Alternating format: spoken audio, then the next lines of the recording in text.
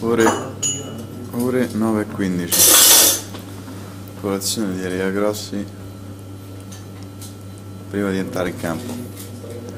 Sveglia alle 9. Primo match delle 10.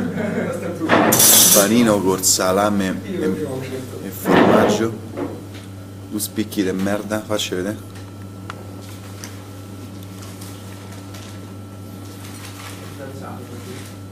Come ti senti? Sei carico per il match? Sempre arriva.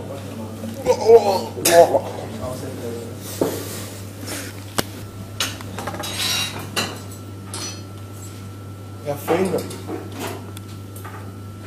Ho mangiato il panino, caffettino. Mental training. Adesso te prepari per il match, no? Chiaro, no?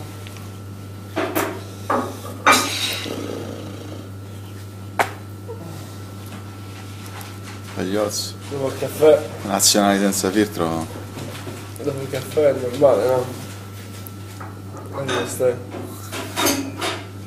Ma mica tanto. Uno dopo il caffè. Devi giocare tra 20 minuti. No, una dopo il caffè è sempre.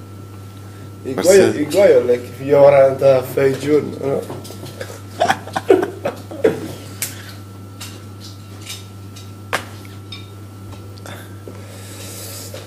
Però diciamo che si è fatto così, capito?